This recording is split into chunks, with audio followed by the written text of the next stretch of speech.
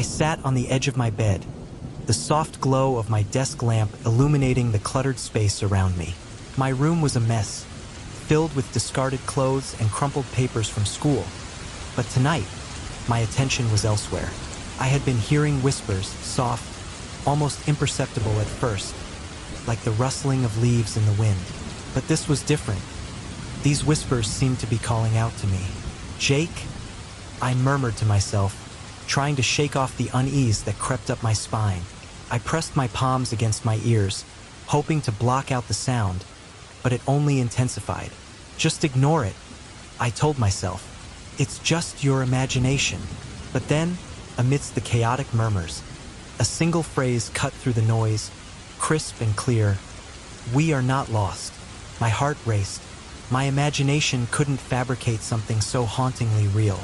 I pulled my hands away from my ears and stared into space, grappling with the implications of what I had just heard. What did it mean? Who were they? My mind raced with questions. I felt compelled to find answers. I jumped up from my bed and grabbed my laptop, my fingers flying over the keyboard as I searched for anything that might shed light on the whispers. I typed in disappearances in my town and hit enter, my eyes scanning the results with increasing urgency. As I sifted through a plethora of articles, one in particular caught my attention. The headline screamed at me, "Mysterious disappearances of local children during school trip." My heart sank as I clicked on the link. The article detailed a tragic event from years ago, how a group of kids had vanished without a trace during a field trip to the nearby woods. Panic gripped me as I read the names of the children, their faces etched in my mind. What if the whispers were connected to them? "Jake, are you okay?" My younger sister Lily called from the hallway, breaking my concentration. "Yeah, I'm fine," I replied, trying to sound casual. But my heart was pounding. After reading every word of the article, I felt a mix of dread and determination. I needed to share my experience with someone who could help me make sense of it all. Sarah, my best friend since childhood, came to mind. She was always the rational one, the one who could ground me when my imagination got the best of me. I grabbed my phone and hesitated for a moment before sending her a text. "Can we meet? I need to talk about something important." Within minutes, my phone buzzed with her reply. "Sure, let's meet at the library after school tomorrow." The rest of the night dragged on, sleep evading me as the whispers echoed in my mind. I lay in bed, staring at the ceiling, trying to piece together the fragments of what I had heard. I had to know more, and Sarah would help me find the answers. The next day, the hours ticked by slowly, each minute stretching into what felt like an eternity. When the final bell rang, I rushed to the library, my heart pounding with anticipation. Sarah was already there, sitting at a table piled high with books and papers. She looked up as I approached, her brow furrowed with concern. "Jake, you look pale," she said, gesturing for me to sit down. "What's going on?" I took a deep breath, trying to steady myself. "You won't believe what I've been hearing. Whispers, and I think they're connected to those kids who disappeared." "Whispers?" Sarah raised an eyebrow, intrigued yet skeptical. "What do you mean?" "They said, 'We are not lost,'" I replied, my voice barely above a whisper. "And I found this article about the school trip where those kids vanished. I think it's all connected." Sarah's expression shifted from concern to curiosity as she leaned in closer. "Okay, let's look into it. Maybe there's something in the library archives that can help." We spent the next few hours digging through old newspapers and local records, searching for anything related to the disappearance. The library was quiet, the only sounds being the soft rustle of pages turning and the occasional creak of the building settling. I felt a strange mix of excitement and anxiety as we delved deeper into the mystery. "Look at this," Sarah said suddenly, pointing to a faded newspaper clipping. "It says that several witnesses reported seeing the children playing near a well in the woods before they disappeared." I felt a chill run down my spine. "A well? I've heard stories about that place. They say it's cursed." Sarah nodded, her eyes wide. "Do you think we should check it out?" "Definitely," I replied, feeling a surge of adrenaline. "But we should be careful. Whatever is happening, it's serious, and I don't want to end up like those kids. Our research continued, and as we flipped through pages, I felt a growing sense of purpose. I needed to understand the whispers to unravel the connection to the past. I turned to Sarah, my voice steady. We have to find out what happened to them, Sarah. They might be trying to tell us something. All right, let's gather everything we can and make a plan, she said, determination shining in her eyes. But first, let's take a break. We've been at this for hours. We stepped outside for some fresh air, the cool breeze brushing against my skin. I glanced up at the sky, the sun beginning to dip below the horizon. What if we can't figure it out? What if the whispers never stop? Sarah placed a comforting hand on my shoulder. We'll figure it out together, Jake. You're not alone in this. Just remember, if things get too intense, we can always back off. I nodded, but deep down, I knew I couldn't back off. Not now. I felt a connection to the whispers, a pull that urged me forward. As we headed back inside, I couldn't shake the feeling that we were on the brink of uncovering something monumental. The following days were a blur of research, late-night discussions, and growing unease. Each time I closed my eyes, the whispers would return, echoing in my mind. I started to feel like I was being watched, as if the very walls of my room were alive with secrets.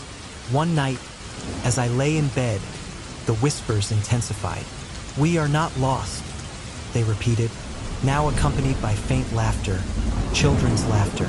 I shot up, heart racing, and grabbed my phone, typing a frantic message to Sarah. I heard them again. "We need to meet ASAP." She replied almost instantly, "Okay. My place in 10? I threw on a hoodie and rushed out the door, the chill of the night air sending shivers down my spine. When I arrived at her house, I knocked urgently, and she opened the door, concern etched on her face. "What happened?" she asked, ushering me inside. "I heard their laughter this time, Sarah. It was so real." I breathed, trying to calm my racing heart. "Let's sit down and talk about it," she suggested. We settled on her couch, and I could see the worry in her eyes. "Maybe we should try to communicate with them," she said tentatively, "like a seance or something. If they're trying to reach out, we might be able to help them." I considered it for a moment. "Do you really think that would work?" "Why not? We need to do something, Jake. You can't just keep living in fear of the whispers. We need to confront this." I nodded slowly, her resolve igniting a flicker of hope within me. "All right, let's do it. But we need to be careful." We spent the rest of the night planning our approach, gathering candles and items that we thought might help us connect with the spirits. I felt a strange mix of excitement and dread as we prepared for what lay ahead. As I lay in bed that night, I couldn't shake the feeling that we were on the verge of uncovering something far beyond our understanding. The whispers had become a part of me, and I knew that there was no turning back. Whatever awaited us in the shadows of the past, I was ready to face it, together with Sarah. I sat on the edge of my bed, the dim light of the lamp casting shadows across the room. The whispers were there again, soft at first, like the rustling of leaves in the wind. I wanted to ignore them, to drown them out with music or the buzzing of my thoughts. But one phrase cut through the murmur. "We are not lost." The words sent a chill down my spine, a feeling of urgency that I couldn't shake off. Who were they, and why were they speaking to me? The following days were filled with questions that haunted me as much as the whispers. I felt an inexplicable pull to uncover the truth behind those voices. I began my search online, typing in disappearances in our town. My fingers trembled slightly as the screen filled with articles. Most were about common missing person cases, but one caught my eye. A tragic story about a group of children who vanished during a school trip years ago. The article was old but still vivid in its details, recounting how a class of eager students had gone on a hike and never returned. My heart raced as I read the names of the children, a knot forming in my stomach. Could there be a connection between the whispers and these lost kids? I needed someone to talk to, someone who might help me make sense of everything. Sarah had always been the rational one, the grounded friend who kept me in check. I decided to reach out to her, hoping she could help me understand the connection I felt to the Ciceros and those disappearances. I sent her a text, my fingers hesitating over the keyboard. "Hey, can we meet? I need to talk about something important." She responded quickly, as I knew she would. Of course, when and where? I suggested the local library, a quiet place away from prying eyes, where we could dig through old records without distractions. The next day, I arrived early, my heart pounding in my chest. The musty smell of old books filled my lungs as I waited for her. When Sarah walked in, her brown hair bouncing slightly, I felt a wave of relief. "Jake, what's going on?" she asked, her eyes filled with concern. I gestured for her to follow me to a secluded table in the back. "I've been hearing these whispers," I started, my voice barely above a whisper, "and I think they're connected to those kids who disappeared." Her brows furrowed as she leaned in closer. "What do you mean? Whispers?" I took a deep breath, trying to steady myself. "It sounds crazy, but I can't shake the feeling that they need help. I found this article about a group of children that..." I paused, the weight of the words hanging in the air. "They went missing during a school trip. I think the whispers might be from them." Sarah's face turned serious as she listened intently. "Okay, let's see what we can find." We spent hours poring over old newspapers and records, searching for any information related to the children. The library was eerily quiet, the only sound being the rustling of pages and our murmured conversations. As the afternoon wore on, we stumbled upon a section filled with testimonials from people who claimed to have seen the children before they disappeared. My heart raced as we read through the accounts, each one more haunting than the last. "Look at this," Sarah said suddenly, pointing to a faded newspaper clipping. "This woman said she saw them playing near a well in the woods just days before they vanished." I felt a chill run down my spine. "The well, that's where they were last seen." "Yeah, it seems like it. There has to be more to this." Just then, Sarah's expression shifted. Her eyes glazed over for a moment, and I could tell she was having one of her visions. "Jake," she whispered, her voice trembling. "I see a girl. She has curly hair and she's calling my name." I leaned in closer, my heart pounding. "What is she saying?" "She's pointing to a photo on the wall," Sarah replied, her gaze losing focus for a moment. "It's an old mural. I think it's connected to the children." I felt an electric jolt of realization. "We need to find that photo," I urged, the need to uncover the truth overwhelming. As Sarah snapped back to reality, her face pale, I knew we were onto something significant. "This is more than just a story, Jake. We have to dig deeper into this history." We spent the rest of the day searching through the library's archives, but the more we uncovered, the more the shadows of the past seemed to rise around us. I could feel the weight of the whispers pressing in on me, urging me to keep going. "Let's visit the old school where they studied," I suggested, the idea forming in my mind. "Maybe we can find more clues about what happened to them." Sarah nodded, determination flickering in her eyes. "Let's do it. We need to find out what happened to those kids." I felt a mix of excitement and dread as we left the library. The sun was beginning to set, casting long shadows on the pavement. As we walked, I couldn't shake the feeling that we were being watched, as if the very spirits of those lost children were guiding our steps. Once we arrived at the old school, its crumbling facade loomed before us, a testament to the time that had passed. The air felt heavier here, charged with unspoken stories. We pushed open the creaky door and stepped inside, the floorboards groaning beneath our weight. Every corner of the building seemed to whisper secrets, and as we explored, I couldn't shake the feeling that we weren't alone. I led Sarah down a narrow hallway lined with dusty lockers, the faint smell of mildew hanging in the air. Suddenly, we stumbled upon a small room filled with forgotten relics from the past. "Look!" I exclaimed, pointing to a dusty old diary lying half-hidden under a pile of papers. I picked it up, the leather cover cracked but still intact. This could belong to one of the girls. We sat on the floor, surrounded by shadows, as I opened the diary. The pages were yellowed with age, but the writing was still legible. As I read aloud, I stumbled upon passages that spoke of a game the children played near an old well. They used to dare each other to get closer to the well, I said, my voice barely above a whisper. There's something darker here, something that could explain their disappearance. As I continued reading, I could feel a cold draft passing Pello the room. It sent shivers down my spine, and I couldn't shake the feeling of being watched. Jake, Sarah said softly, her voice trembling. Do you feel that? I nodded, my heart racing. Yeah, it feels like someone is following us. We exchanged nervous glances, the weight of our discovery settling heavily between us. There was a darkness surrounding the children's story, and I realized that we had only just scratched the surface. We left the school, but the feeling of being pursued lingered in the air. As we stepped outside, the sun was disappearing behind the horizon, casting an eerie glow over the trees. I shivered, glancing over my shoulder, half expecting to see a figure lurking in the shadows. What's wrong? Sarah asked, noticing my unease. Nothing, I lied, forcing a smile. Let's just get back. But as we made our way home, I couldn't shake the feeling that we were drawing closer to something we might not be ready to confront. The whispers grew louder in my mind, urging me to listen, to uncover the truth that lay hidden in the darkness of the past. I sat on my bed, the dim light of my lamp casting long shadows across the walls. The room was silent, or at least it should have been. But then I heard it, the faintest of whispers, like a breeze rustling through the leaves, a sound that sent shivers down my spine.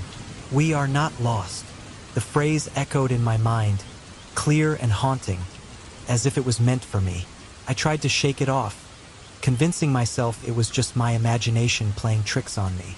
Yet, the words clung to me, refusing to fade. Days passed, and the whispers continued, each time growing more insistent.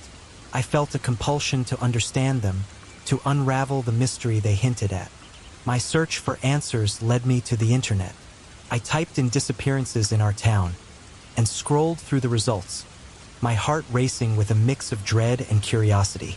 Then I found it, a chilling article about a group of children who vanished during a school trip to the nearby woods. The details were sparse, but the impact was profound. I couldn't shake the feeling that my whispers were connected to these lost souls. I needed someone to share this burden with, someone who might be able to help me make sense of it. That's when I thought of Sarah. We had been friends since elementary school, and she had always been the one to believe in the strange and unexplainable.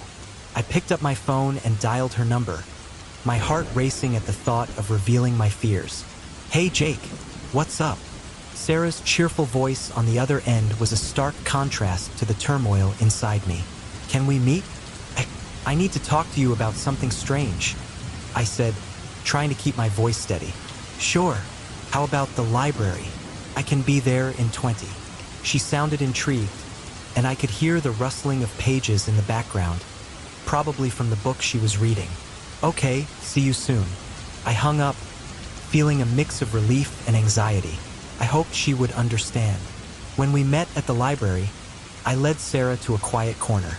The smell of old books filled the air, and the soft light made the place feel almost magical. I could feel my heart pounding as I began to explain everything. The whispers, the article, my growing sense of dread.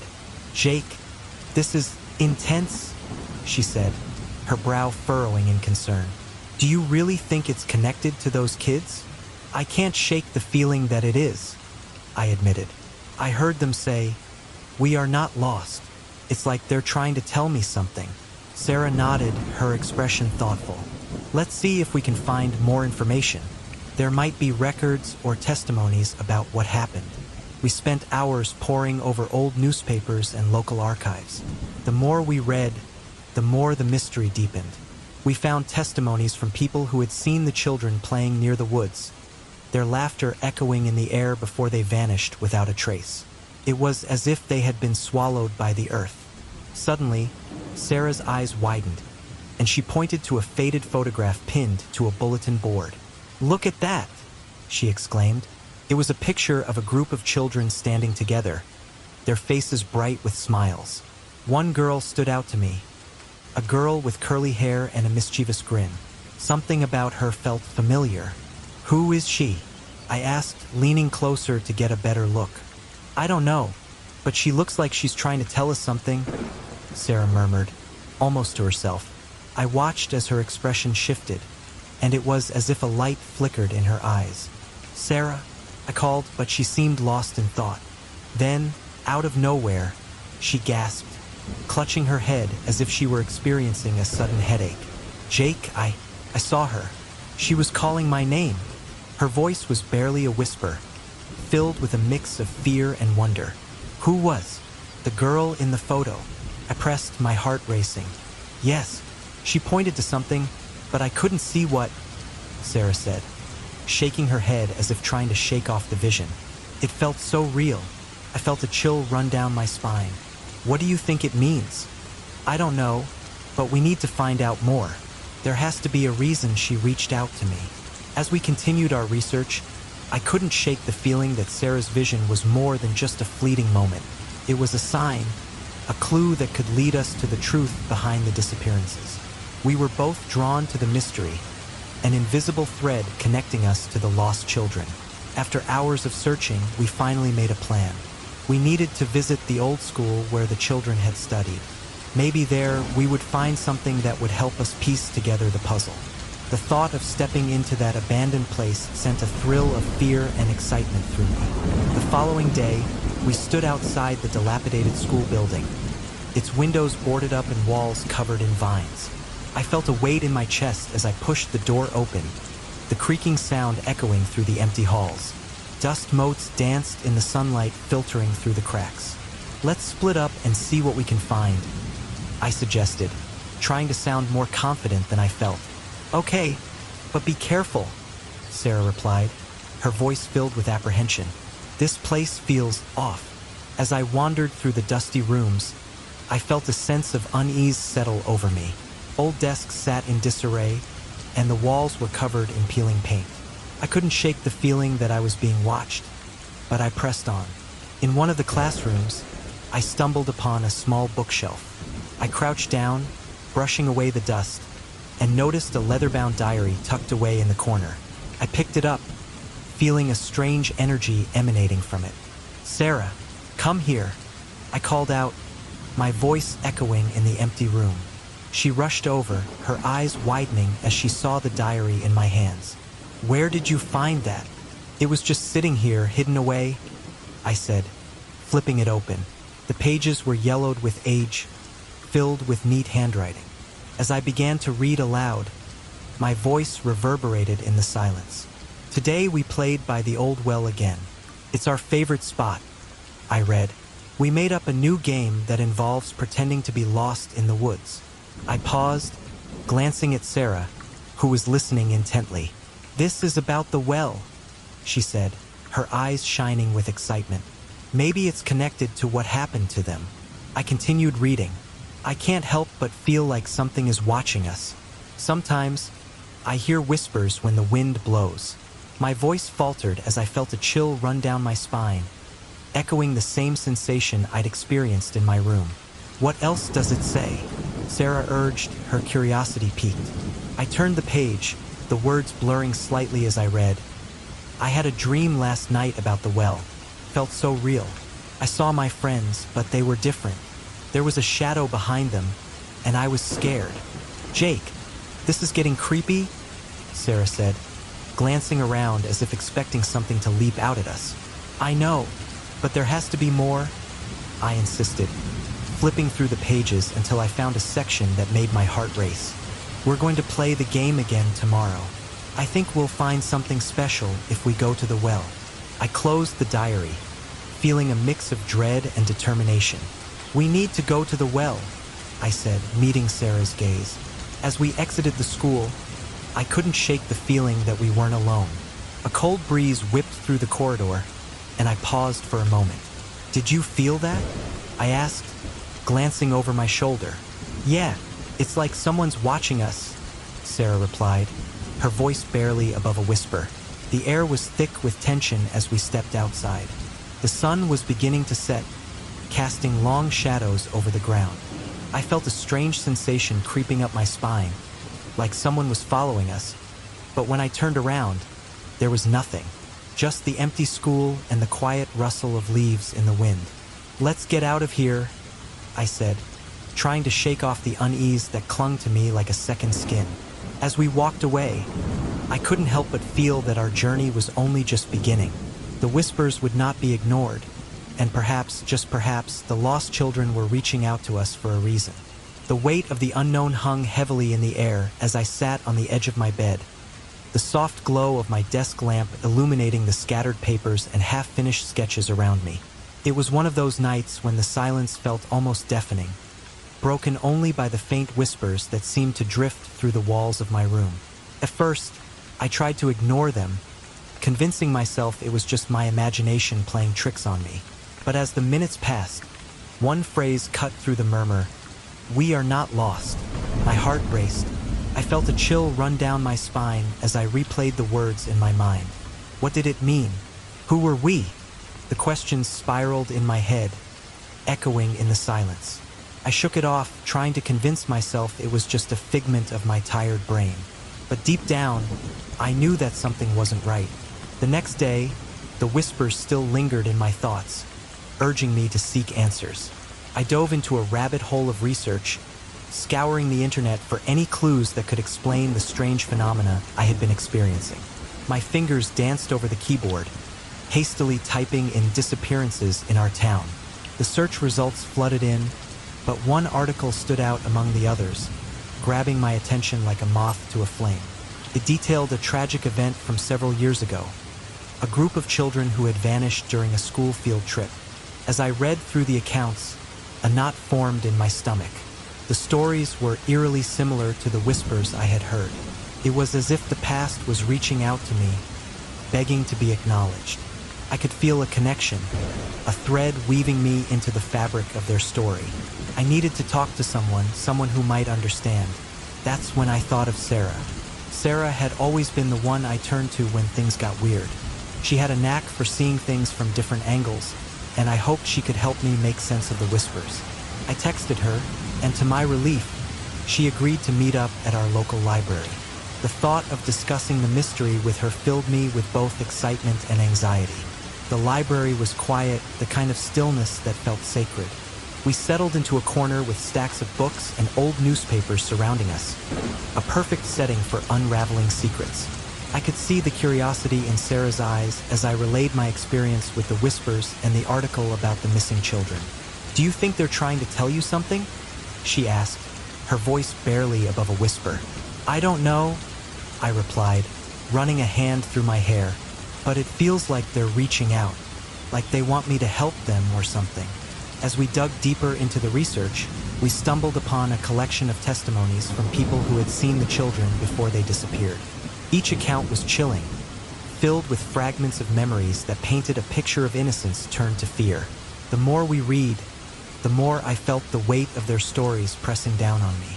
"Jake, look at this," Sarah said, pointing to a faded photo on one of the walls. My heart raced as I leaned closer. It was a picture of a group of children, their smiles bright and carefree, but there was something off about it. My gaze drifted to a particular girl in the photo. She had curly hair and a playful grin that seemed to tug at something deep within me. "Who is she?" I asked, my voice barely above a whisper. "I don't know," Sarah replied, her brow furrowing in concentration. "But she feels familiar, like I've seen her before." The air in the library shifted, and I could sense that something pivotal was about to happen. As we continued searching, Sarah's expression suddenly changed. Her eyes widened, and she seemed to drift into a trance. "Jake," she said slowly, "I see her, the girl in the photo. She's here." "What do you mean?" I asked, feeling a shiver run down my spine. "She's calling my name," Sarah murmured, her voice distant. "She wants me to follow her." "Follow her where?" I questioned, my heart pounding. "I don't know, but it's important," she said, her gaze locked onto something unseen. "We need to find out what happened to her and the others." The realization hit me like a bolt of lightning. This wasn't just a simple mystery. It was a call to action. We had to investigate the girl's story, to uncover what had happened to her and the other children. I felt an overwhelming sense of purpose wash over me, mingling with the anxiety that had plagued me since the whispers began. That night, we decided to visit the old school where the children had studied. The building stood as a ghost of its former self, its faded paint and broken windows telling a story of neglect and loss. As we walked through the empty halls, an eerie silence enveloped us. It felt as if the walls themselves were holding their breath, waiting for us to uncover their secrets.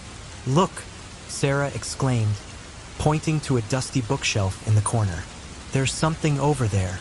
We approached the shelf, and I pulled out a battered diary that seemed to have been forgotten in time.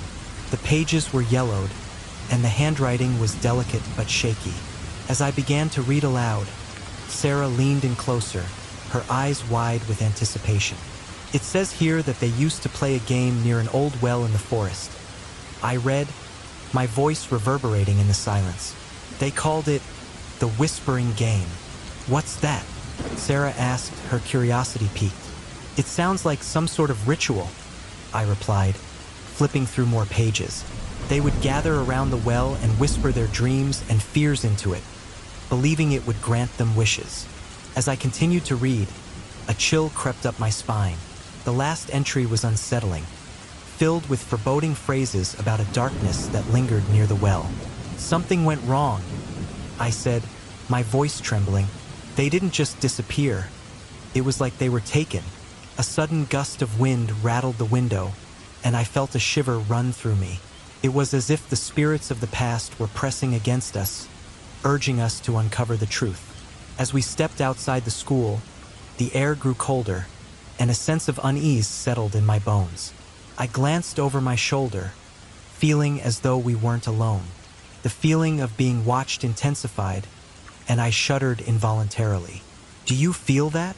I asked Sarah, my voice low. She nodded, her expression grave. "It's like we're being followed." We made our way back to my house, the weight of what we had uncovered hanging over us like a storm cloud. I couldn't shake the feeling that the game the children had played was somehow connected to the whispers I had heard. It was as if they were trying to reach out to me. But why? As night fell, Sarah and I sat in my room, surrounded by the remnants of our investigation. I felt a mixture of fear and determination coursing through me. The whispers, the children, the diary.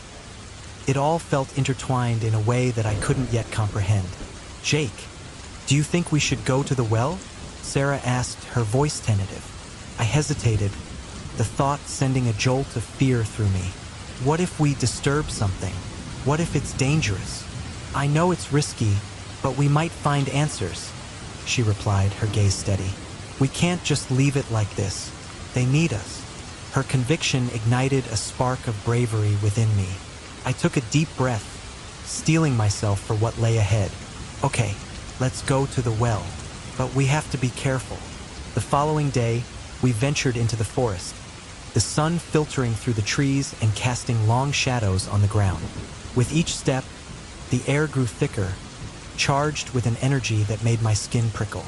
When we finally arrived at the old well, it stood like an ancient sentinel, encased in overgrown vines and moss. I felt a sense of foreboding as I approached, the whispers in my mind growing louder, filling me with an inexplicable dread. "I can feel something," Sarah said, her voice barely above a whisper. "It's almost like they're here." As she closed her eyes, I could see her face contort with emotion. In that moment, it became clear to me that Sarah was becoming more connected to the spirits than I could have ever anticipated. "Sarah, are you okay?" I asked, concern lacing my voice. "Yes," she replied, her eyes fluttering open. "I see them, Jake. I see flashes of what happened." "What do you mean?" I pressed, desperate for answers. "They were playing, and then something happened. There was a ritual. They were doing something near the well, and it went wrong," she said, her voice shaking. I felt a wave of anxiety wash over me. The pressure was building, and I knew that we were inches away from uncovering something that could change everything. The whispers grew clearer, echoing the urgency of our mission. "Sarah, we need to figure out what that ritual was," I urged, feeling a sense of responsibility settle heavily on my shoulders. We stood there, the weight of the past pressing down on us. The energy in the air felt electric, charged with the echoes of those lost children. Whatever had happened at this well, it was time for us to face it. Together, the moon hung high in the sky, casting a silvery glow into my dimly lit bedroom. I was sprawled across my bed, headphones on, trying to drown out the world with my favorite playlist. But tonight was different. There was a weight in the air, an unsettling stillness that made the hairs on my arms stand up. It was as if the universe was trying to whisper something to me, but I couldn't quite make out the words. Then I heard it, soft, barely audible at first, like the rustling of leaves outside my window. I pulled off my headphones, straining to listen.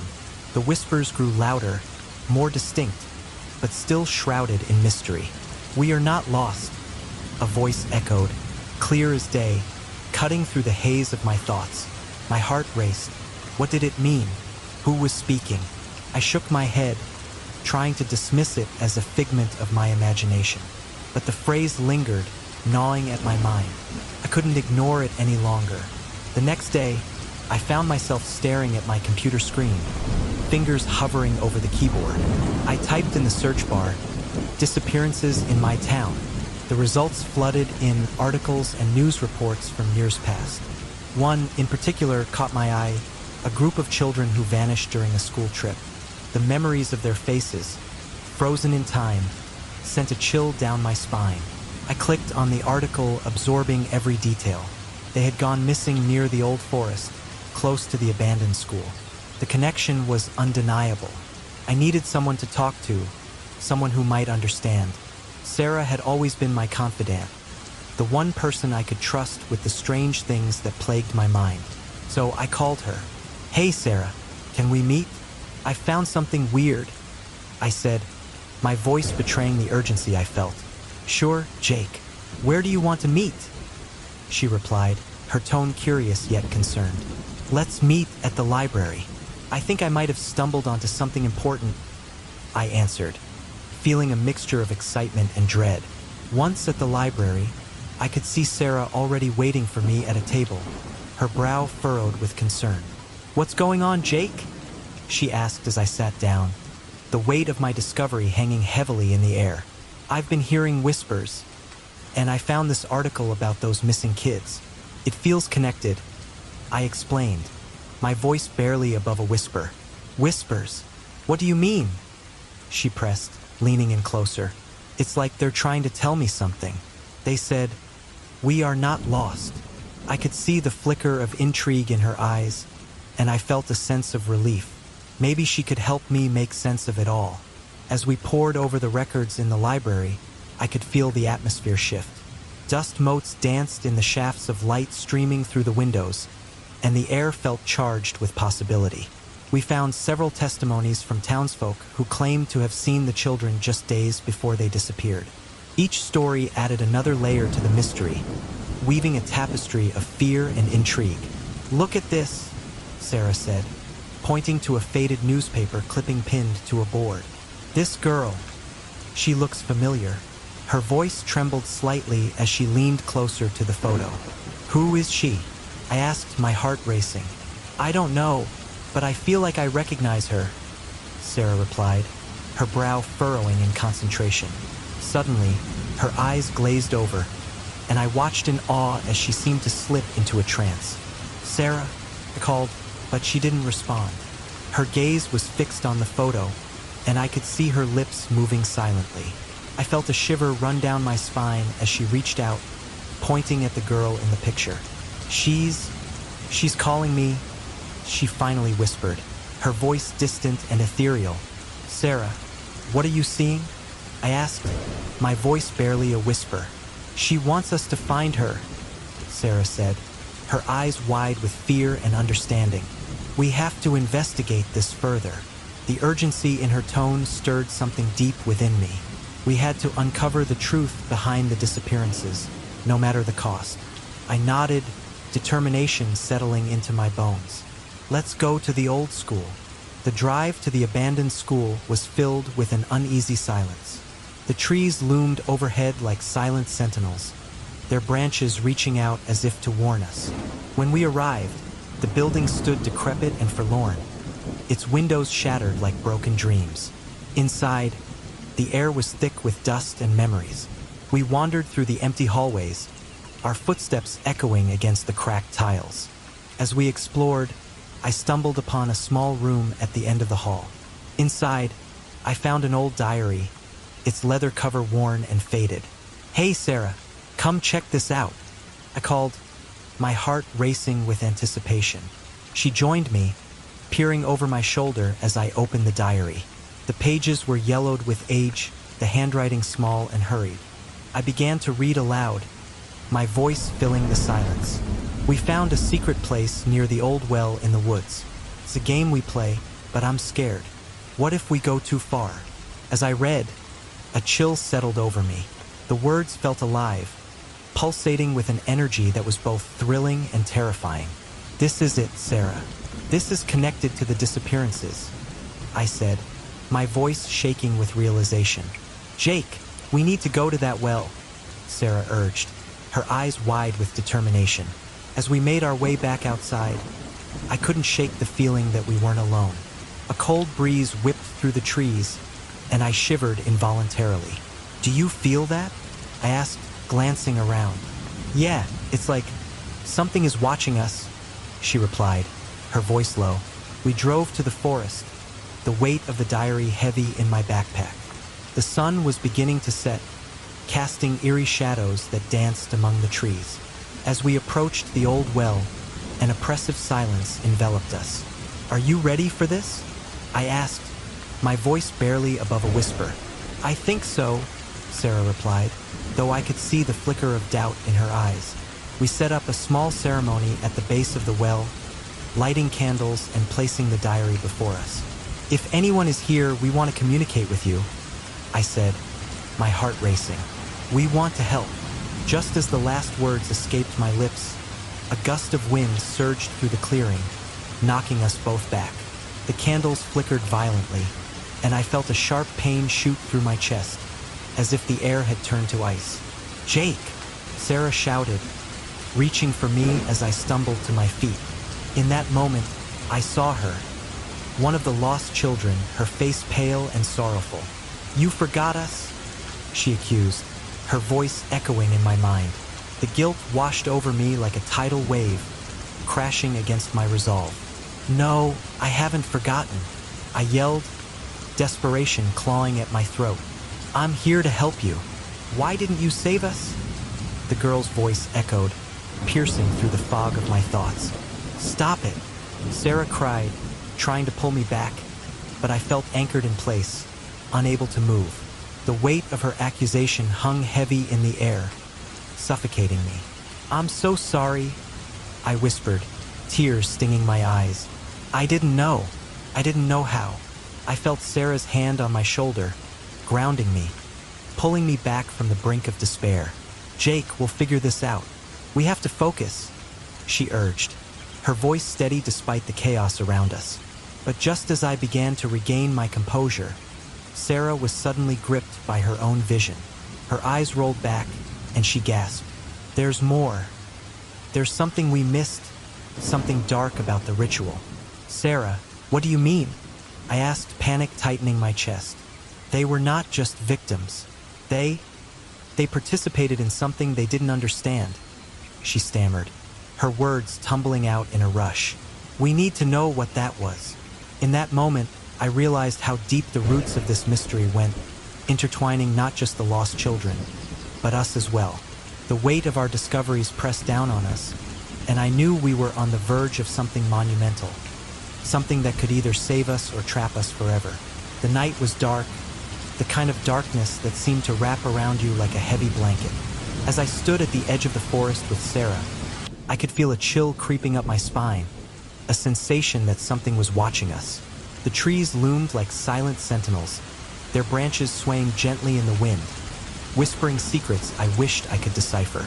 We had come here with one goal: to find the artifact that was said to be linked to the spirits of the children who had disappeared all those years ago.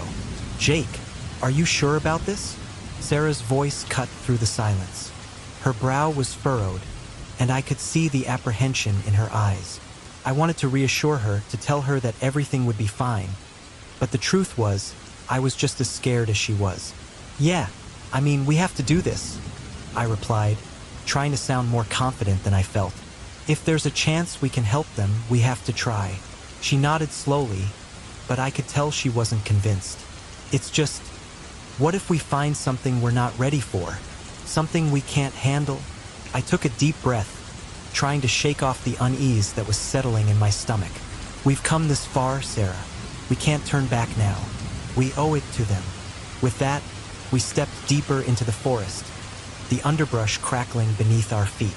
The moon cast an eerie glow through the branches, illuminating our path just enough to see where we were going. I clutched the worn map in my hand, the one we'd found in the old school. It showed a small clearing, marked by a circle drawn in faded ink, a place where the artifact was supposedly hidden. After what felt like hours of walking, we finally reached the clearing. It was a small, open space surrounded by towering trees, their trunks thick and gnarled. In the center, there was a large rock formation, and my heart raced as I approached it. This had to be the place. "Do you think it's here?" Sarah asked, her voice barely above a whisper.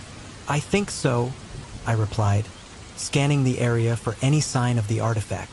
The diary mentioned something about a hidden entrance beneath the rocks. We began to search the ground, moving stones and clearing away the foliage. My mind raced with possibilities of what we might find. Would it be something that belonged to one of the children? Something that could finally bring them peace? The thought drove me forward, even as doubt gnawed at the edges of my confidence. "Here!" Sarah exclaimed suddenly, her voice cracking with excitement. Her fingers had brushed against a small crevice between two rocks. I rushed over to her side, my heart pounding in anticipation. "Can you see anything?" I asked, peering into the dark space. The opening was narrow, but I could make out a faint glimmer. I think there's something inside." She reached in cautiously, her hand trembling as she grasped for the object. "Jake, help me pull it out." I took hold of her wrist, my palms sweaty with nervous energy. Together we pulled, and with a sudden pop, the object came loose. As we tumbled backward, I caught a glimpse of what we had unearthed. A small, intricately carved box, its surface adorned with symbols I didn't recognize. "Wow, look at this," Sarah breathed, brushing dirt from the surface with wonder. "What do you think it is?" "I'm not sure," I murmured, my fingers itching to touch it. "But it has to be important." As we examined the box, I felt a strange pull towards it, a connection that I couldn't explain. "It feels warm," I said, feeling the heat radiating from the wood. "Almost alive." "Maybe we should open it," Sarah suggested, her curiosity piqued. "There might be something inside that tells us more about the ritual." I hesitated, a flicker of doubt creeping into my mind. What if it's dangerous? What if it's cursed? Or what if it's the key to freeing those kids? She countered, her eyes bright with determination. "We have to try, Jake. We've come this far." "Okay," I agreed reluctantly, feeling the weight of the moment settle heavily on my shoulders. "Let's do it." With trembling hands, I lifted the lid of the box, the hinges creaking softly. Inside, nestled in a bed of dark velvet, was a small, ornate amulet. The moment I laid eyes on it, a wave of energy surged through me, like electricity crackling in the air. I reached for it, my fingers brushing against the cool metal. "Jake, be careful," Sarah warned, stepping back as if she could sense the growing intensity in the air. "I'm fine," I said, though my voice wavered. "I just want to see what it is." As I lifted the amulet from its resting place, the forest around us seemed to come alive. The wind howled through the trees, and I felt a rush of energy surge through my body. The whispers that had haunted me began to swirl around us, growing louder, more insistent. "Jake, what's happening?" Sarah shouted over the cacophony of voices. "Put it down." But I was entranced, unable to break free from the pull of the amulet. The voices grew clearer, and I could hear snippets of words, fragmented memories that weren't my own. "Help us," they cried. "Find us. Jake." Sarah's voice broke through my reverie, snapping me back to reality. "You need to put it down. It's not safe." I blinked, shaking my head as if trying to clear away a fog. "You're right," I said, my heart racing. "I need to." Before I could finish my sentence, the ground shook beneath us, and a blinding light erupted from the amulet. I stumbled back, the object slipping from my fingers and hitting the ground with a dull thud. The light enveloped the clearing, and for a moment, I felt as if I were being pulled into another dimension, a world filled with shadows and echoes of laughter. "Jake!" Sarah screamed, her voice filled with panic. "Get away from it!" I turned to flee, but the light seemed to hold me in place, a web of energy binding me. I could feel the presence of the children, their spirits swirling around us, a mixture of longing and despair. "Help us!" they whispered again, their voices intertwining with the wind. "Sarah!" I called out, reaching for her. "We have to get out of here." With a burst of strength, I broke free from the light's grip and dashed towards her. We stumbled back, away from the amulet, our hearts pounding in unison. The light began to fade, the whispers diminishing into a haunting silence. "What just happened?" Sarah gasped, her eyes wide with fear. "I thought we were going to..." "I don't know," I admitted, my voice shaky. "But I think the amulet is connected to the spirits. It's like they're trying to communicate with us." "But why? What do they want?" she asked, her brow furrowing in concern. "I think they want us to help them," I replied, the weight of my words settling heavily on my chest. "They're trapped, and the artifact is somehow tied to their fate." Sarah took a deep breath, her fear giving way to determination. "Then we have to figure out how to release them. We can't let them linger like this." I nodded, my resolve solidifying. "We'll find a way. We just have to understand what this artifact really is and what it means." As we stood in the clearing, I felt a strange sense of purpose rising within me. The whispers of the children, the pull of the amulet. It was all leading us somewhere, and I was determined to uncover the truth. Together, we would face whatever challenges lay ahead, not just for the children, but for ourselves as well. The shadows of the past were waiting, and we were ready to confront them.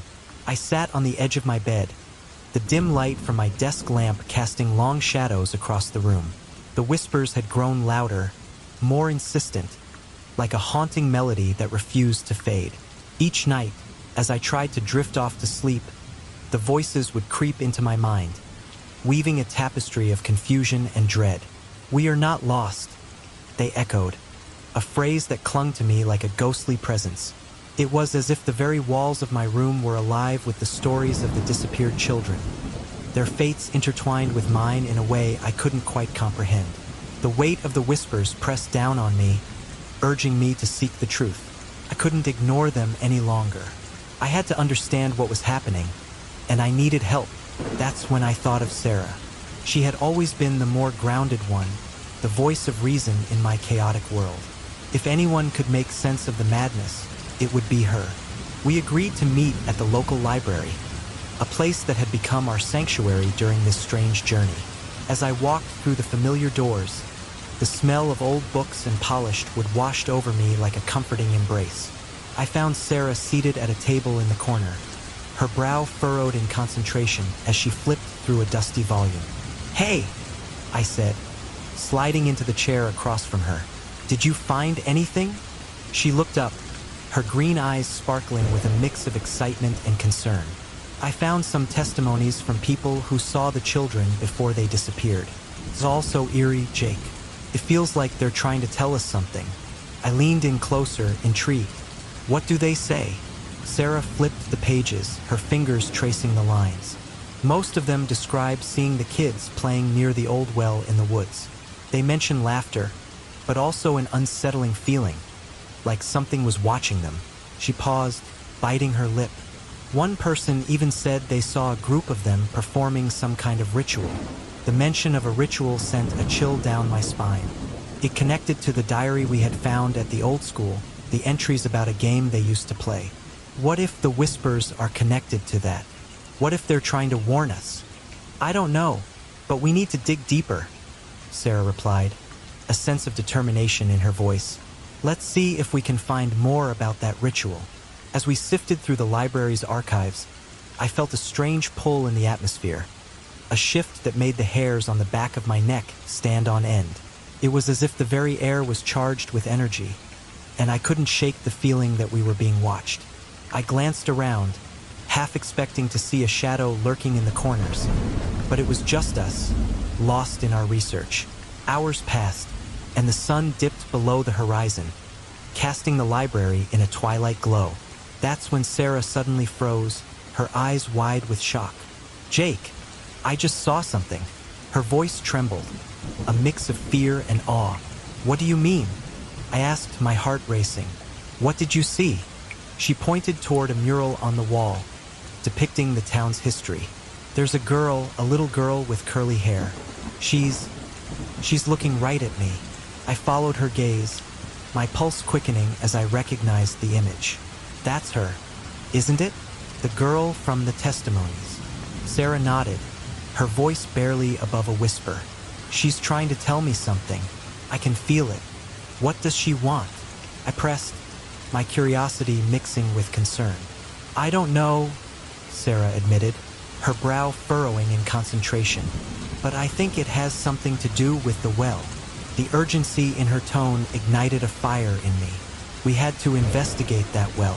Whatever connection the girl had to the whispers and the disappearances, we needed to uncover it. Let's go, I said, determination flooding my veins. As we made our way through the darkening streets toward the woods, the air felt thick with anticipation. The trees loomed overhead, their branches twisting like skeletal fingers against the night sky. I could hear the soft rustle of leaves, but beneath that, something deeper. A whispering presence that sent chills racing down my spine. Do you feel that? I asked Sarah, my voice barely above a whisper. She nodded, her expression grave. It's like the air is alive with something waiting for us. We reached the well, its ancient stones weathered by time and covered in moss. The moon bathed the scene in a silvery light, illuminating the dark water that lay within. I peered over the edge, my heart pounding in my chest. This must be where it all happened. Sarah stepped closer, her eyes wide with a mixture of fear and fascination. What if we could communicate with them?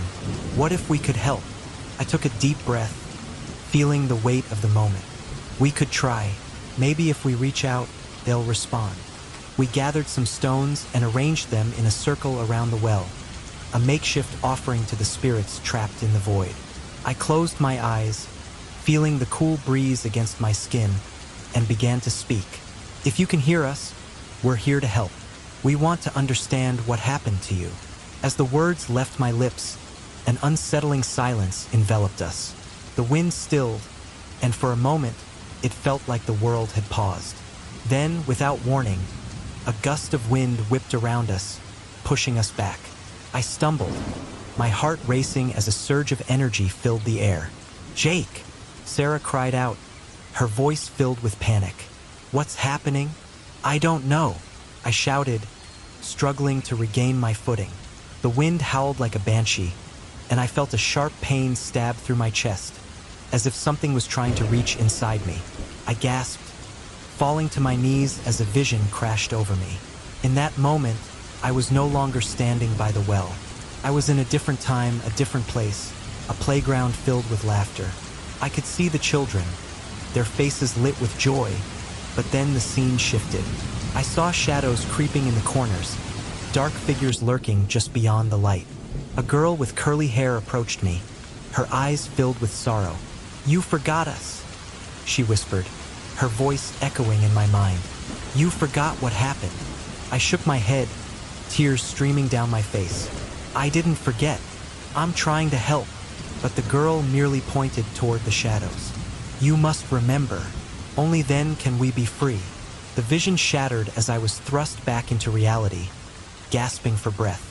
I looked up at Sarah, who was kneeling beside me, her expression a mixture of fear and concern. "Jake, are you okay?" I saw something," I stammered, trying to process the overwhelming flood of emotions. "The girl. She said I forgot them." "What do you mean?" Sarah asked, gripping my shoulders. "What did you see?" I took a moment to gather my thoughts, the remnants of the vision still fresh in my mind. There were shadows. They were watching, waiting, and the girl. She pointed to them. "I think they're tied to the ritual." "The ritual?" Sarah repeated, her brow furrowing. "But how do we help them?" "I don't know," I admitted, frustration bubbling within me. "But we need to find out more about that ritual. We have to understand what happened that day." As we stood by the well, the whispers returned, swirling around us like a tempest. "Jake!" they called, a chorus of desperate voices. I felt their pain, their longing, and it struck me like a lightning bolt. They weren't just victims, they were intertwined with my own past, my own choices. "Sarah," I said slowly, my voice trembling with realization. "What if the children? What if they weren't just innocent victims? What if they had a role in this?" Her eyes widened in shock as she processed my words. "You mean they were involved in the ritual? What if they knew what they were doing?" "Exactly," I replied, my mind racing. "But why would they do something like that? What drove them to it?" As we stood there, enveloped in the shadows of the past, I felt the weight of the truth pressing down on me. The whispers had been calling me to remember, to confront the darkness that lay hidden within my own heart. "Jake, we have to be careful," Sarah warned, her voice laced with concern. "This is getting deeper than we expected." "I know," I replied, my resolve hardening. "But we can't turn back now. We owe it to them to find out the truth." "Okay," Sarah agreed, her voice steadying. "Let's keep digging. We can't let their stories fade away." As we turned away from the well, a sense of purpose ignited within me. We were on the brink of something monumental, and I knew we had to see it through. Together, we would uncover the secrets buried in the shadows, and perhaps, just perhaps, we could bring peace to those who had been lost for far too long. The shadows danced around the room as I sat alone in my dimly lit bedroom, my heart racing like a drum. The whispers had grown more insistent, wrapping around my thoughts like a vine, squeezing tighter with every breath I took. I could feel them pulling me deeper into an unknown abyss, a place where the lines between reality and the supernatural blurred. Each night, they came to me, their voices soft yet piercing, echoing in my mind. "Jake," they called, "you are one of us." I gripped the edge of my desk, my knuckles turning white. I couldn't shake the feeling that I was caught in a web of something far more significant than I could comprehend. The last time I spoke to Sarah, she looked at me with concern in her eyes, a mix of fear and pity, as if she knew the darkness that was creeping into my soul. I could feel it too, this overwhelming urge to embrace the unknown, to delve deeper into the mysteries that surrounded the disappearances of those children. I glanced at my phone, the screen illuminating the clutter of my room. I had tried reaching out for help, but the more I sought answers, the more I realized how isolated I felt. The connection I had with Sarah was slipping away, and I was terrified of losing her. I knew I had to talk to her, to share this weight on my shoulders, but the thought of dragging her into my turmoil filled me with dread. "Maybe she can help me?" I whispered to myself, the words barely escaping my lips. I grabbed my jacket, the fabric cool against my skin, and headed out into the night, the chill wrapping around me like a shroud. The streets were deserted, the only sound the crunch of gravel beneath my feet as I made my way to Sarah's house. I knocked on her door, my heart pounding like a war drum. Moments later, she opened it, her eyes widening in surprise. "Jake, what are you doing here?" she asked, brushing a strand of hair behind her ear, her expression shifting from confusion to concern. "I need to talk to you," I said, the urgency in my voice unmistakable. "It's about the whispers and the children." She hesitated, her brow furrowing as if weighing my words. "Can't it wait until morning? It's late." "No," I insisted, stepping closer. "I can't wait. I feel like I'm losing myself, Sarah. Please. With a reluctant sigh, she stepped aside, allowing me into her home. The warmth of her living room enveloped me, a stark contrast to the cold reality outside. I sank into the couch, my hands shaking as I tried to collect my thoughts. "Jake, you're scaring me," Sarah said softly, sitting across from me. "What's happening?" I took a deep breath, trying to steady my racing heart. I keep hearing these voices. At first, I thought it was just my imagination, but they're getting stronger. They're calling to me, and I can't ignore them anymore. Sarah's eyes widened, a mixture of fear and intrigue dancing in her gaze. What do they say? Things like, "We're not lost, and you have to help us." It's like they're reaching out for something, but I don't know what. I feel like I'm supposed to do something, but I don't know what that is. She leaned in closer, her voice barely above a whisper. "Have you tried talking to them? Like, really talking?" I shook my head, feeling the weight of her words. "I don't know how. I'm scared, Sarah. What if I open a door that shouldn't be open?" Her expression softened, and she reached out, placing her hand on mine. "You're not alone in this, Jake. We can figure it out together. But you have to promise me that you won't go off on your own. I can't lose you too." I looked into her eyes, searching for the strength I desperately needed. "I promise," I replied, my voice steady, but inside, I felt the tension coiling tighter. As we sat together, I couldn't shake the feeling that I was being pulled further into a darkness I wasn't sure I could escape. The whispers echoed in my mind, more pronounced now than ever. "You're one of us," they chanted, their voices weaving in and out of my thoughts like a haunting melody. The next day, Sarah and I met at the library, the musty scent of old books wrapping around us as we delved into the past of the children who had vanished. We scoured through newspaper articles and old records, piecing together a timeline of events that led to their disappearance. "Look at this," Sarah exclaimed, pointing to a faded article. "It says here that the children were last seen near the old well in the woods. They were playing a game, but no one knows what happened after that." I felt a chill run down my spine. The well. It had been a focal point in our research, and now it was becoming a central figure in this unfolding mystery. "We need to go there," I said, the urgency in my voice palpable. "Are you sure?" Sarah asked, her brow furrowing. "What if it's dangerous? Dangerous or not, I need to understand what happened. I can't keep living in this nightmare without answers." As we prepared to head out, I couldn't shake the feeling that something awaited us at the well, something I had been drawn to for reasons I couldn't comprehend. That night, the whispers had changed, becoming more insistent, more demanding. They felt like echoes of my own fears, twisting my reality into something unrecognizable. When we arrived at the well, the air was thick with tension. The trees loomed around us, their branches swaying gently in the wind, as if they were alive, watching us. I could feel the weight of the past pressing down on me, and for a moment, I hesitated. "Jake, are you okay?" Sarah asked, her voice cutting through the silence. I nodded, though my heart was pounding. "Yeah, just give me a second."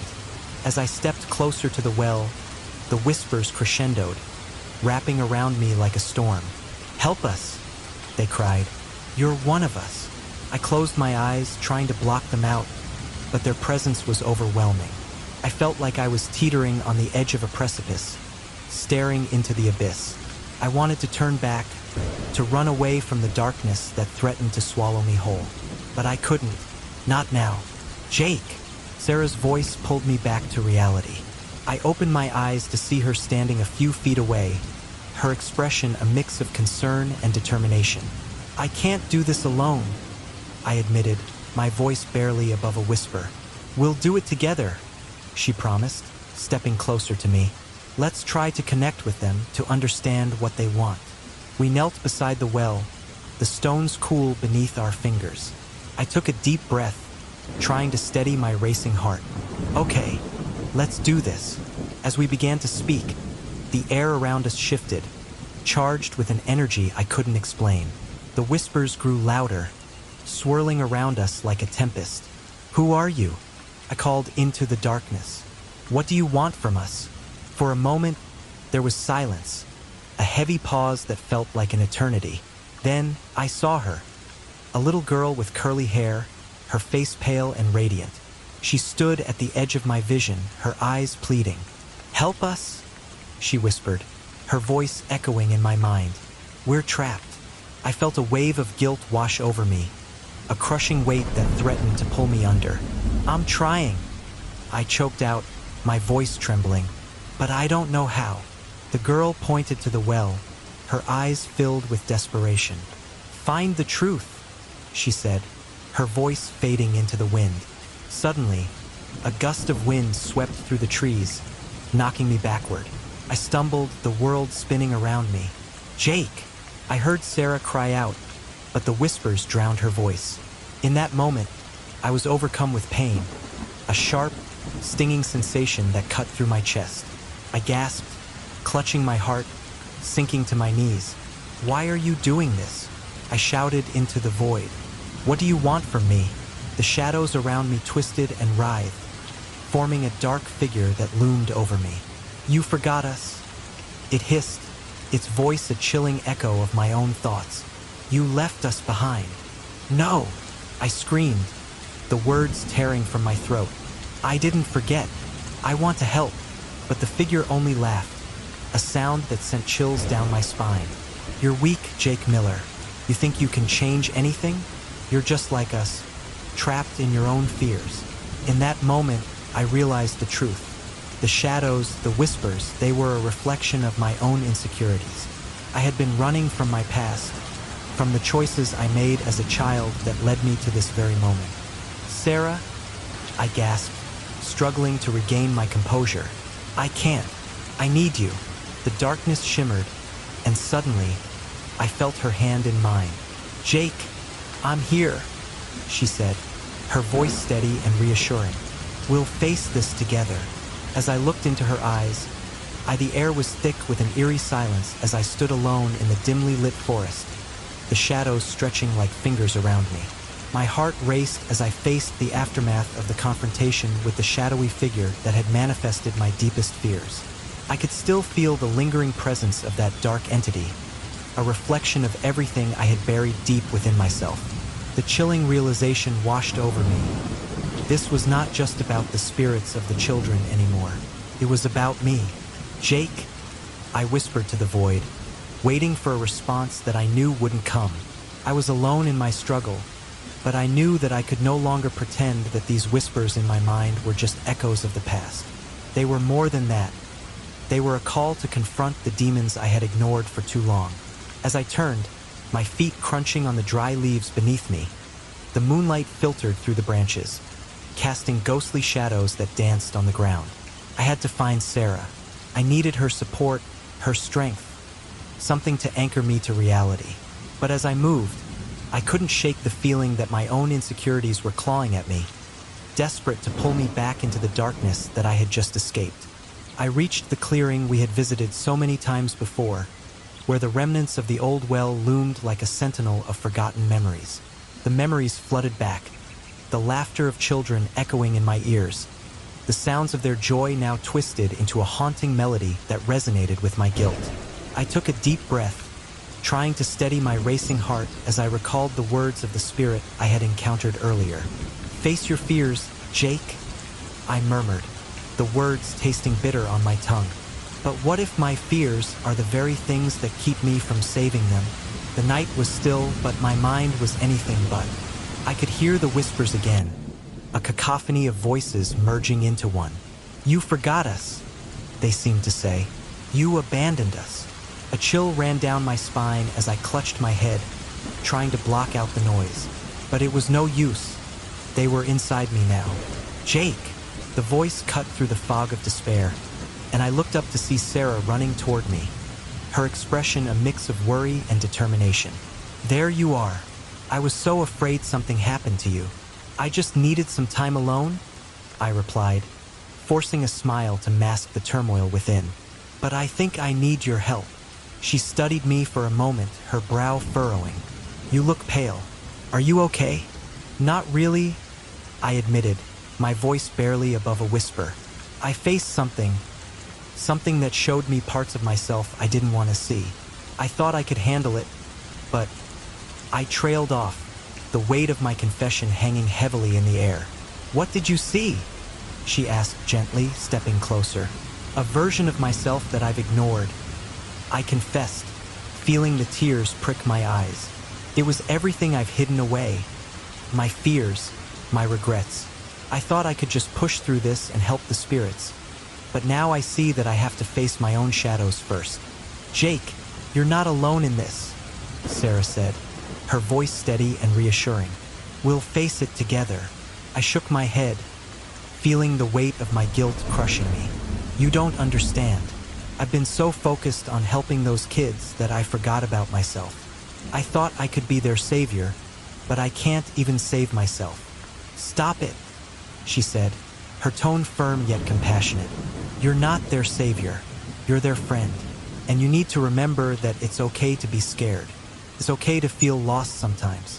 But you have to be willing to confront those feelings, not run from them." Her words resonated deep within me, sparking a flicker of hope in the darkness surrounding my heart. "You're right. I've been so consumed by guilt over what happened to them, but I can't let that consume me. I have to face this." "Let's go back to the well," she suggested. "Maybe we can reach out to them again together. We can do this as a team." I nodded, the bond of our friendship providing the strength I needed. We made our way back to the old well, the atmosphere thick with anticipation. As we approached the edge, the moonlight illuminated the stones, casting an otherworldly glow. "Jake," Sarah said softly, "let's do a ritual. Something simple to honor the spirits and to help you confront your fears. We can call to them and ask for guidance." I took a deep breath, feeling a mixture of anxiety and determination. "Okay, I'm ready." We knelt at the edge of the well, and I closed my eyes, focusing on the energy around us. "Spirits, if you can hear us, we come in peace. We want to help you find rest." My voice trembled but grew stronger with each word. Sarah joined in, her voice steady and clear. "We acknowledge your pain and your loss. We're here to listen." As we spoke, I felt a shift in the air, a faint breeze that danced around us.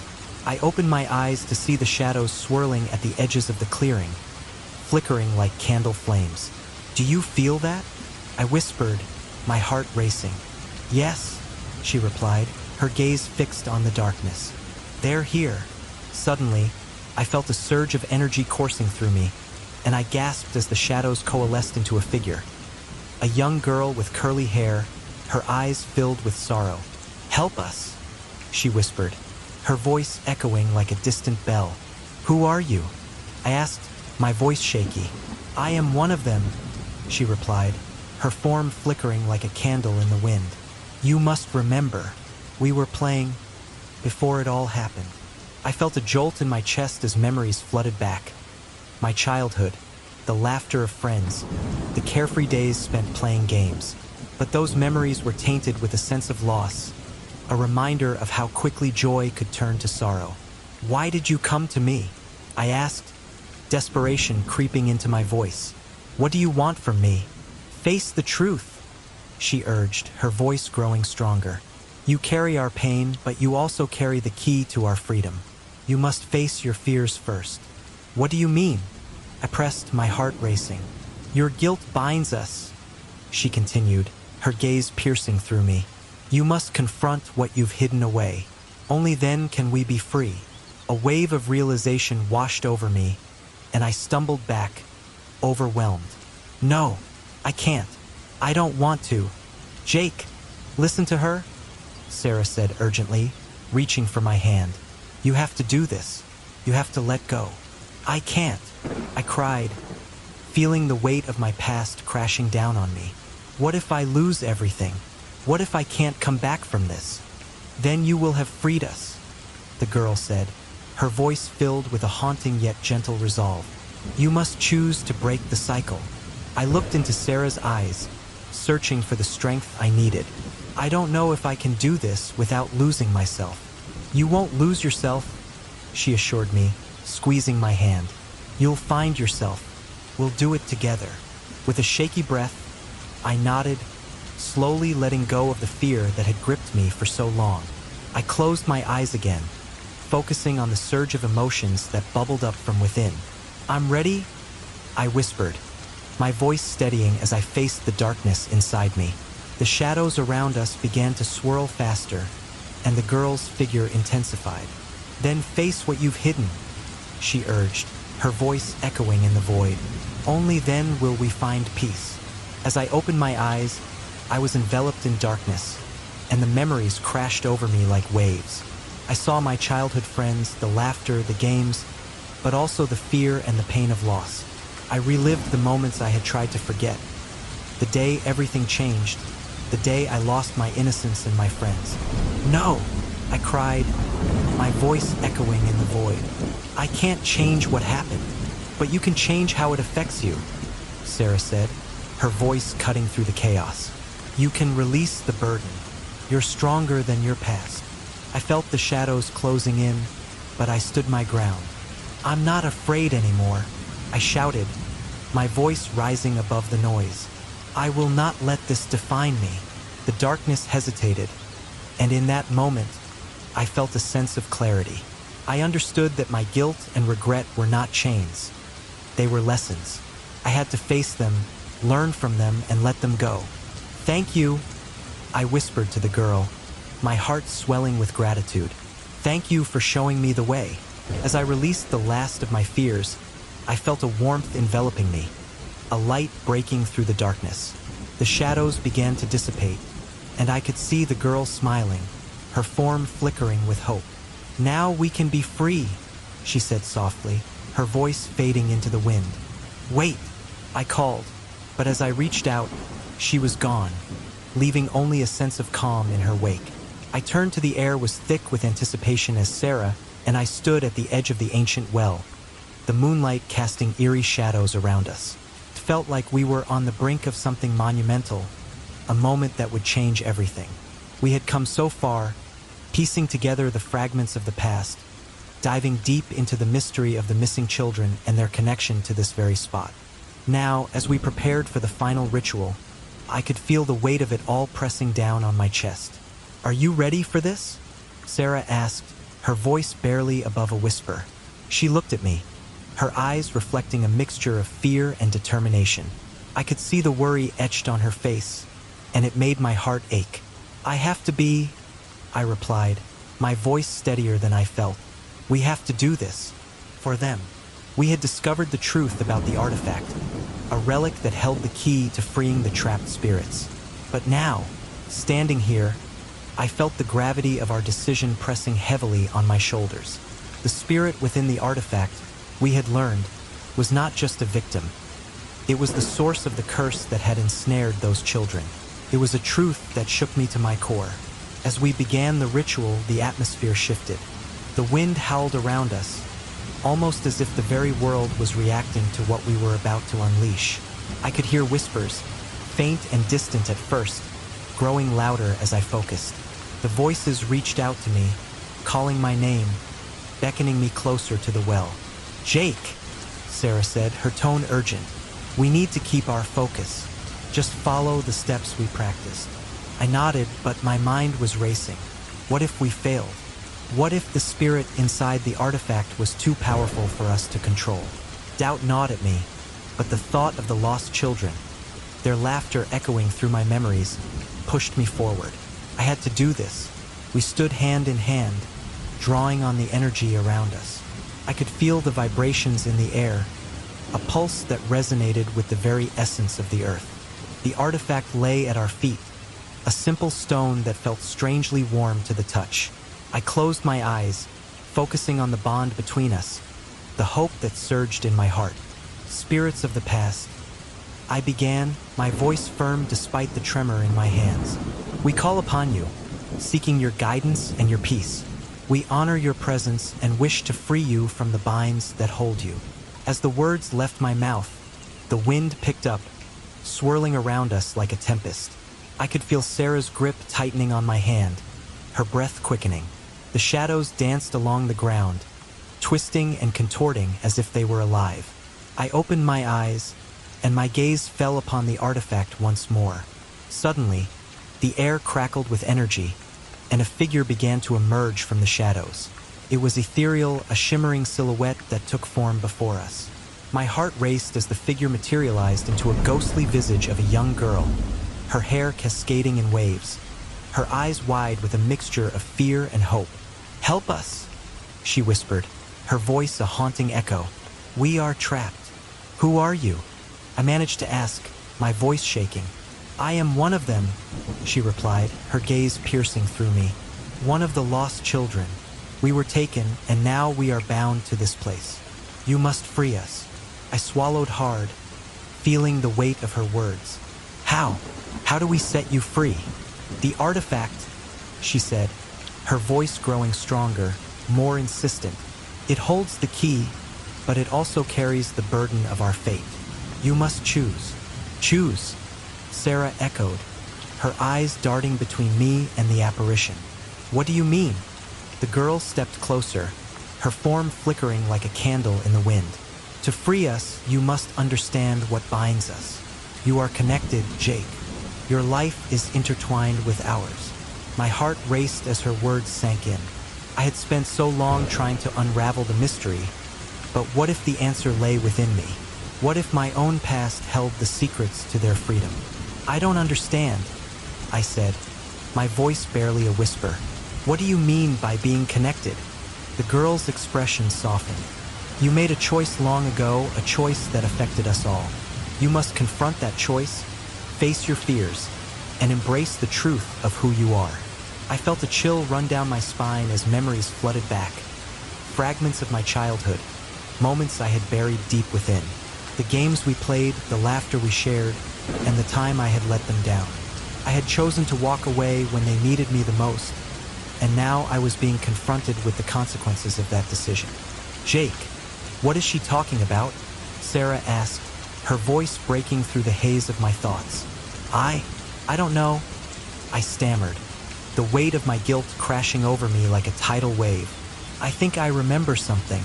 We were playing by the old tree and I left them there. I chose to go home.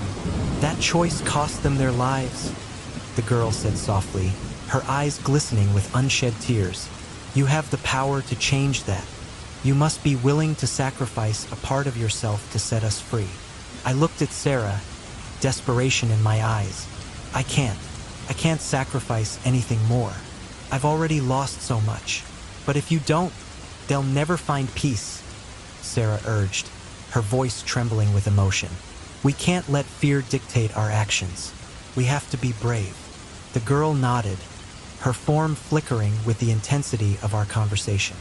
"You must be the channel. Only then can the spirits be released and the curse be lifted." I felt a wave of resolve wash over me. "What do I need to do?" "Embrace the pain," she instructed, her voice steady. "Face your fears, your insecurities. Only then can you unlock the truth behind the artifact and set us free." As the words resonated within me, I understood. I had to confront my own darkness, the parts of me that I had ignored for so long. I had to face the shadow that had lingered in the corners of my mind, the fears that had kept me from moving forward. "Jake," Sarah said, her voice filled with concern. "Are you sure about this? You don't have to do it alone." "I know," I replied, the determination in my voice surprising even me. "But I have to do this. For them. For us." I stepped forward, my heart pounding in my chest.